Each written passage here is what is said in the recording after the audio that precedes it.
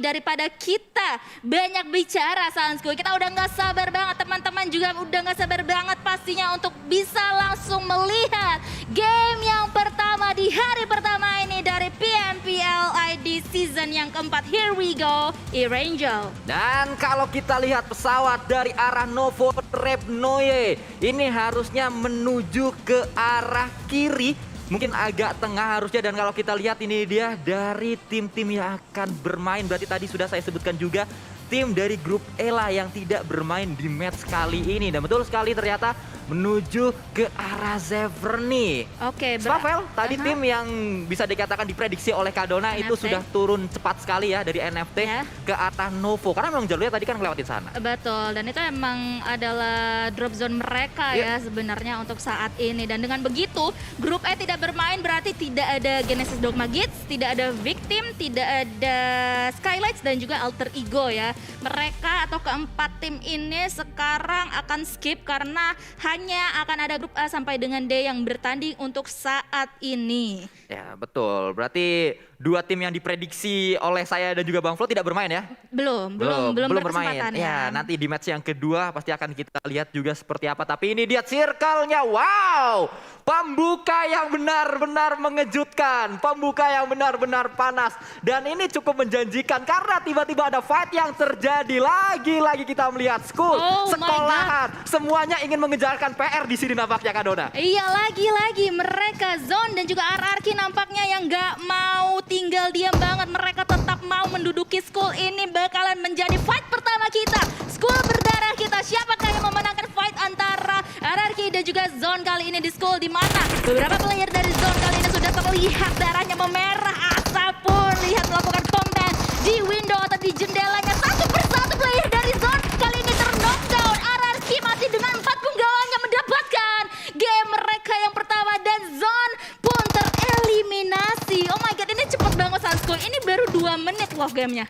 Dan tiba-tiba ada fight lanjutan lagi, ternyata Onyx berhadapan dengan Aura. Entah apa yang terjadi di sana. Dua pemain Aura dipulangkan oleh mantan mereka Casey yang sekarang bermain di tim Onyx. Seakan Casey ingin menyatakan bahwa dia bukanlah pemain yang terbuang. Dia bukanlah pemain yang terbuang dari Aura. Dia datang dengan Onyx kali ini bisa lebih baik dari Aura. Membuktikan banget ya. Oh my god, hari pertama match pembuka kita benar-benar disuguhkan permainan yang luar biasa banget, spektakuler banget. Dan mungkin kita udah bisa hitung kali ini ya, school poinnya 1-0 untuk RRQ. Wow, 1-0 yang pastinya ini akan sangat menarik.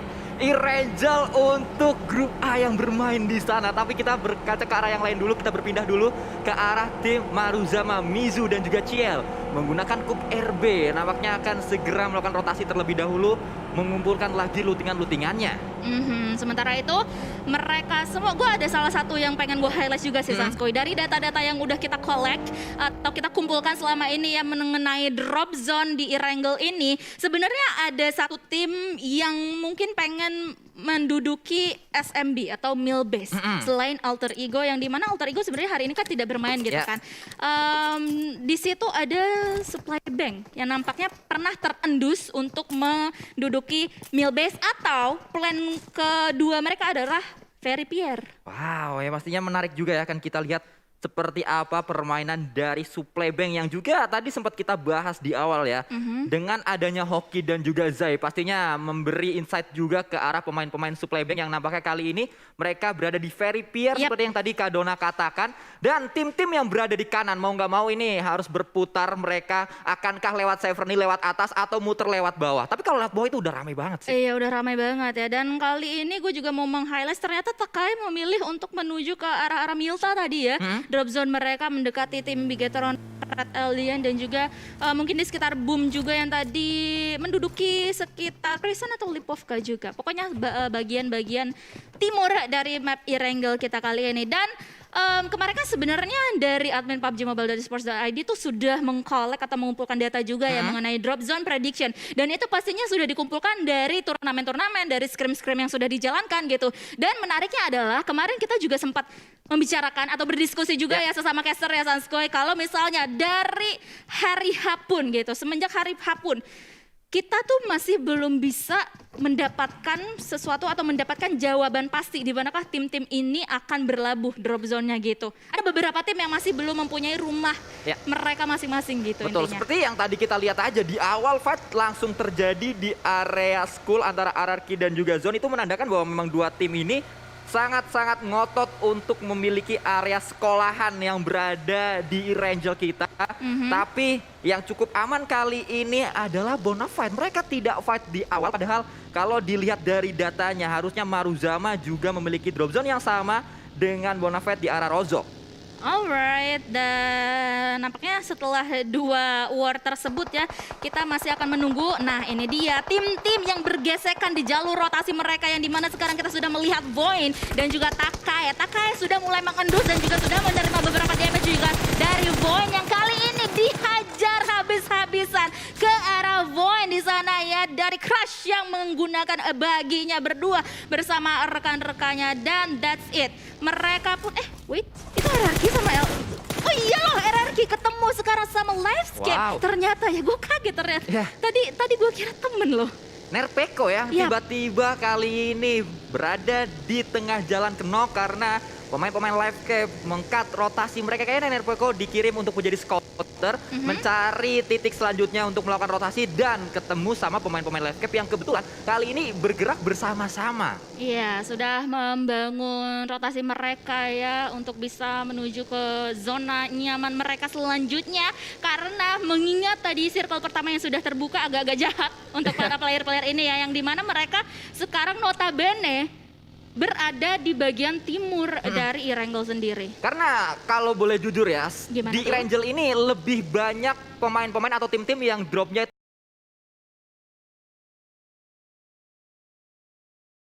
itu di arah kanan atau pemain tersungkur. Bahkan kali ini kalau kita lihat sangat terjepit posisi dari Eagle 365 Alpha akan mencoba menjadi hero, menjadi pahlawan kali untuk Eagle 365, tapi Yol pemain terbaru dari Bonafide pun datang untuk menghentikannya. Iya, sementara Yol pemain terbaru dari Bonafide pun datang untuk menghentikannya. Iya, sementara itu permainan pun atau war pun terus masih berlanjut ya. Sementara itu Catalyst menjadi the last man standing untuk timnya untuk bisa menghadapi atau mungkin membalikan keadaan, karena dua player yang lainnya masih dalam keadaan knockdown. Kali ini apakah Catalyst bisa membalikan keadaan kali ini atau dia harus merevive rekannya terlebih dahulu, karena Bonafide kali ini masih utuh, punggawa mereka masih berempat, masih kuat banget untuk bisa memenangkan war tersebut, dan nampaknya ini menjadi kesulitan untuk Catalyst sendiri yang kayaknya disuruh mundur aja dari rekan-rekannya. Ya, kayaknya menghindari area pertempuran, tidak lanjut untuk fight ke arah atas, atau Catalyst ingin coba melakukan revive dengan cara muter jauh, karena tadi kalau kita lihat Eagle 365 pemain-pemainnya sudah mulai turun gunung, dan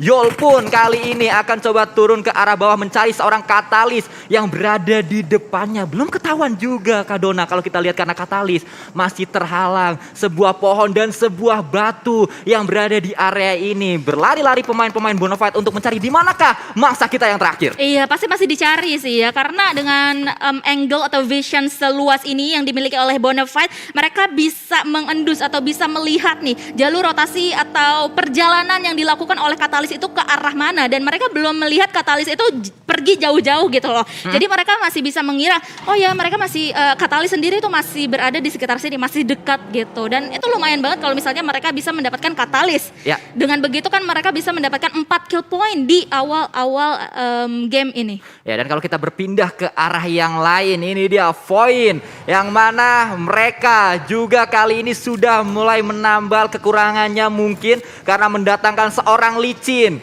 dari tim yang kalau kita berkaca ke season yang 3, dia bermain di Bonafide, kali ini sudah bermain di tim Void. Tapi Void tidak hanya ada Licin, mereka juga menambah beberapa pemain yang datang dari tim komunitas justru. Siapa aja itu? Ada Xbox juga salah satunya, dan juga yang lain. Dan kalau kita lihat ini juga nggak cuma Void yang melakukan hal seperti itu, karena ada Boom juga yang ternyata malah justru mendatangkan Kenan yang datang dari tim komunitas. Iya, itu kalau nggak salah F5 ya, Ya. F5 yang dulu beberapa kali juga sudah memenangkan turnamen ya, turnamen-turnamen komunitas atau turnamen unofficial juga. Dengan begitu track recordnya ini menjanjikan gitu loh. Betul. Untuk bisa memasuki tim Boom Esports sendiri. Sementara itu nampaknya ada satu player dari tim Bigetron Red Alien yaitu Liquid dan juga Zuxi yang kali ini sedari tadi melakukan scouting ya setelah bertemu dengan lawan-lawannya tadi, dan dengan begitu tim Bigetron Red Alien pun tidak jadi melewati jalur tersebut yang dimana sudah terdapat tim NFT. Ya, Liquid yang kali ini bermain bersama Luxi dan juga Zuxi berada di area yang lebih tinggi dari pemain-pemain NFT. Jalan dari NFT mereka juga harusnya masih cukup aman karena punya compound juga, dan kita berpindah ke arah Nero. Ada Rancid yang kali ini kembali datang ke PMPL. Sempat bermain bersama IOG waktu itu, kali ini dia datang dengan tim yang berbeda. Nero yang dia bawa kali ini untuk menantang PMPL season yang keempat. Apakah Nero bisa mendapatkan hasil yang maksimal di PMPL season yang keempat ini? Pastinya semua fans dari Nero mengharapkan hal tersebut ya. Sementara itu nampaknya tim Bigetron Red Alien masih akan menunggu satu compound yang sudah diduduki oleh tim NFT. Itu tadi kelihatan satu kaki dari Ramones dilihat oleh Luxi kali ini ya. Tapi masih belum untuk melakukan open fire dari arah Luxi karena informasinya itu masih belum terlalu banyak ya yang bisa diambil oleh Luxi, yang bisa diolah oleh Luxi sendiri gitu. Betul, dan kalau kita lihat dari circle nampaknya Blue Zone sudah mulai bergerak menuju ke area-area lebih cenderung ke bawah ya, tidak seperti di circle yang pertama sangat utara sekali, kali ini mengarah ke area tengah dan Gatka masih masuk ke dalam circle-nya. Saat circle menuju ke Gatka sudah pasti itu adalah area yang cukup terbuka. Betul, Hospital, Georgiopol, Pochinki masih mencakupi circle kita yang kali ini, di mana sebenarnya kalau misalnya kita lihat ya dari minimap atau kita bisa bilang medium map karena ini adalah minimap yang dibesarkan sedikit ya. Kita bisa lihat adanya penumpukan yang terjadi seperti halnya Bigetron dan juga NFT, di mana di Pochinki sebenarnya ada Takai dan juga Livescape juga ya yang berseberangan, tapi mereka mungkin bisa bertemu dari jalur rotasi yang mungkin nanti dibangun oleh Livescape sendiri. Dan itu dia karena circle selanjutnya masih langsung menuju ke arah barat. Wow, Gatka masih masuk ke dalam circle-nya, itu area yang benar-benar terbuka. Semuanya harus segera mencari area terenak, harus memanfaatkan banyak obstacle yang ada di sana di area jerami-jerami Gatka. Dan kalau kita lihat ini dia RRQ, salah satu tim yang langsung cepat saja untuk mengambil area jeraminya, Kak Dona. Betul sekali. Dan ngomong-ngomong RRQ, kita kan tadi sempat ngebahas Boom ada Kenan ya, adalah salah satu player juga dari tim komunitas. RRQ ini juga ada satu playernya yang sebenarnya sekarang nggak main sih. Ada Chuckles. Ya, betul. Chuckles juga ya yang datang dari tim non PMPL. Sebelumnya kita masih belum melihat gitu kan nama Chuckles di sini. Tapi RRQ yang dari tadi kita bahas juga sudah mulai digempur oleh Dewa United kali ini. Dan RRQ pun langsung saja ngacir mau meninggalkan area zona merah ini. Bukan red zone tapi zona merah dari peluru-peluru dari tim Dewa United. Ya, Dewa United juga merupakan tim yang cukup unik, sangat berbeda dengan tim-tim lain. Saat tim lain menambal kekurangannya, saat tim lain berbenah, bisa dikatakan tim Dewa United lebih fokus untuk membenahi kekurangannya dari pemain-pemain yang memang sudah ada. Mereka tidak berganti sama sekali, drop zone-nya gak ganti, pemainnya gak ganti. Dan ini cukup menarik juga dari Dewa United. Karena kalau kita berkaca ke season yang ketiga, mereka gagal untuk mempertahankan posisinya di PMPL. Harus turun ke PMNC. Tapi mereka tidak menyerah begitu saja. Mereka kembali ke PMPL dengan pemain yang sama dan ingin membuktikan. Dengan pemain ini, mereka bisa lebih baik di PMPL season yang keempat. Masih works gitu lah ya intinya untuk tim Dewa United. Yang sedari tadi juga sudah dijabarkan oleh Sanskoy. Kalau misalnya Dewa United juga terdegradasi di season yang ketiga dan juga comeback akhirnya. Ini menjadi salah satu tim comeback lah, kita bisa kasih judul seperti itu ya, tim comeback, tim PMPL yang comeback melalui jalur PMNC. Sementara itu kita juga sudah melihat tim Onyx yang sekarang juga akan melakukan scouting terlebih dahulu ya untuk bisa melihat arah-arah atau vision-vision ke seluruh arah mata angin mereka ini ada siapa aja. Karena sekarang mereka masih menduduki pinggiran zona banget. Ya, Livescape juga seperti biasa, late rotation mereka bangun. Ini adalah tim yang suka jadi ekor ngebuntut aja kerjaannya. Jadi mereka nggak cepet untuk rotasi, mereka ngebuntut tim-tim lain. Kalau ada tim-tim yang lagi rotasi, mereka ya udah terlambat gak apa-apa. Kita dari belakang terus ditembakin dari belakang tuh tim-tim yang lagi rotasi tuh. Itu kayaknya gue pernah dengar salah satu playernya ngomong kayak gitu deh. Tapi bukan player dong, apa? Coach dong waktu itu. Oh iya coach ya. Interview Anda kan? Oh iya interview saya. Soalnya banyak nih Sanskoy, ada coach, ada bener. player juga yang diinterview agak-agak ke ini ya, agak-agak ke campur aduk Betul. gitu. Untung Anda ingatkan saya. Terima kasih Sanskoy. Karena tadi juga gue agak-agak ini ya, agak-agak ke distract karena udah ada open fire juga antara tim-tim yang mulai bergesekan karena sekarang lihat Gatka menjadi center circle kita yang menuju circle terakhir ini. Ini dari tadi saya bahas Gatka, saya nggak tahu loh kalau circle-nya mau kesini loh. Bukan saya yang nyeting ya. Ini bukan saya yang nyeting, tolong. Tapi emang kebetulan kesini aja, kebetulan. Ini jangan-jangan ada ini ya, voice comment ya. AI voice comment gitu kan Soy.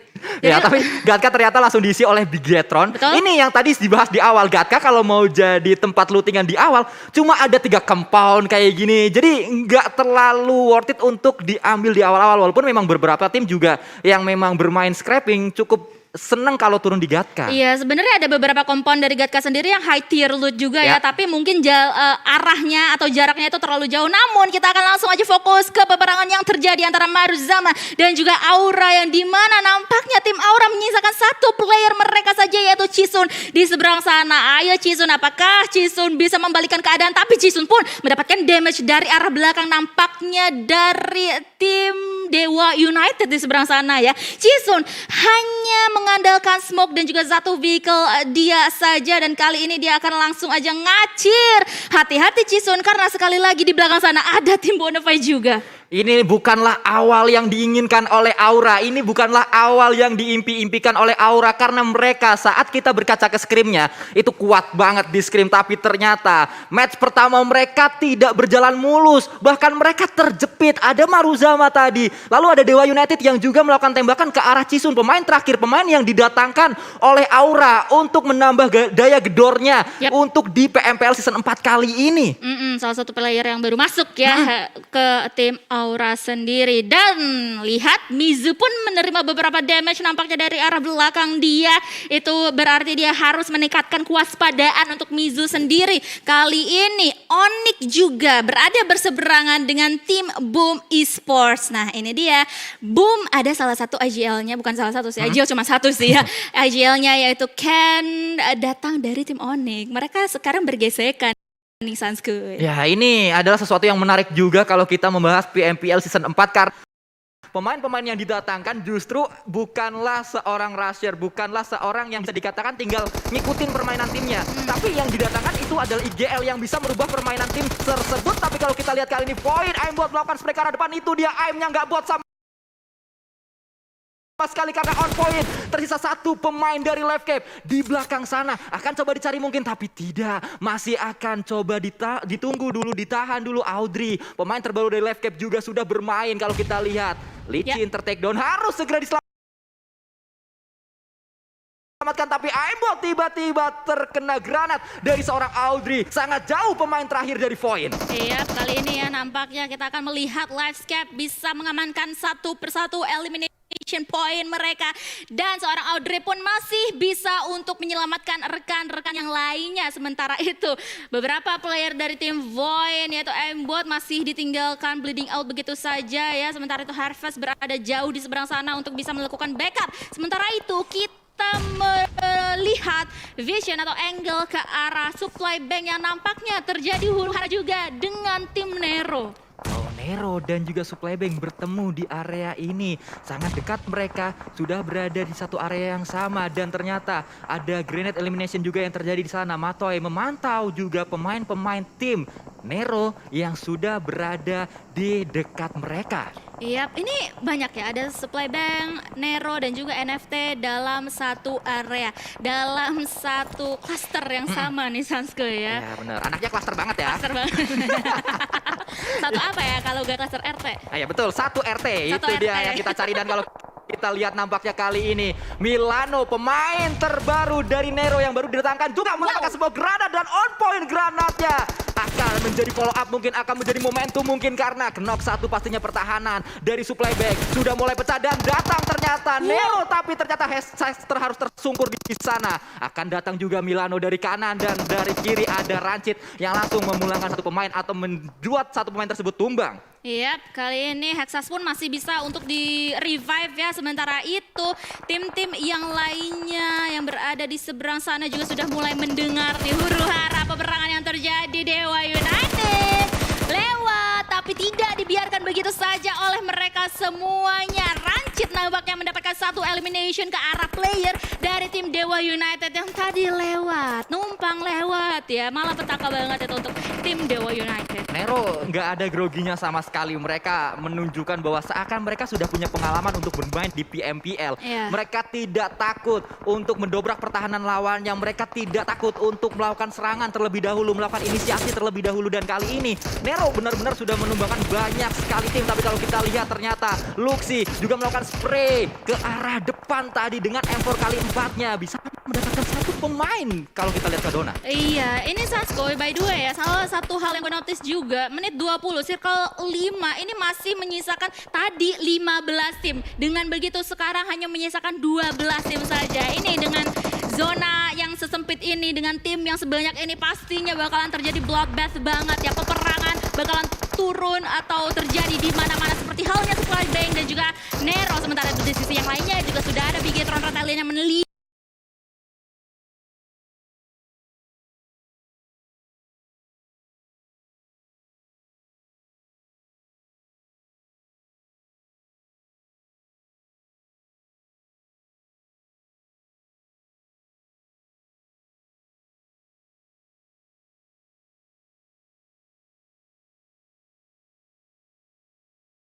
Lihat pergerakan dari Voldemort yang dimana di sana sudah terknockdown. Sementara itu Luxi pun juga langsung aja mengalihkan pandangannya, mengalihkan fokusnya ke arah tim Book Esports. Yaitu ada Portfit yang kelihatan di sana. Satu hit spark juga sudah mulai terbuka dan akhirnya Luxi mendapatkan satu elimination point lagi nampaknya. Tapi emang kok kayaknya belum ini ya. Bukan Luxi ya ternyata kayaknya tadi. Betul, nampaknya diambil oleh pemain Bigetron yang lainnya. Tapi ini adalah Nyangsang Gaming yang ditunjukkan oleh Bigetron. Nyangsang di area genteng itu membuat mereka bisa nyayur karena visionnya sangat luas sekali ke arah yang lainnya. Bahkan tadi Ponbit itu juga terkena tapping-tapping dari DP. Sangat pedih sekali Kadona. Pedih banget, pedih kali ini ya. Dan dengan begitu menyisakan 10 tim saja untuk bisa mengamankan winner-winner chicken dinner pertama mereka di PMPL. Sementara itu kita sudah melihat pergerakan dari seorang Hades dari tim Taka yang dimana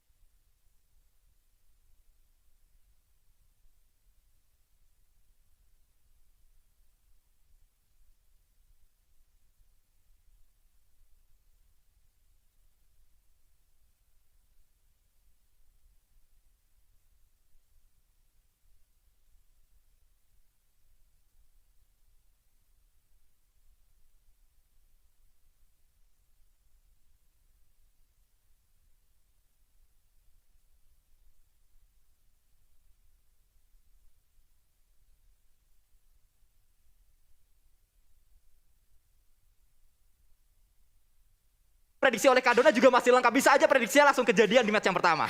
Kejadian gak ya? Kita tunggu saja.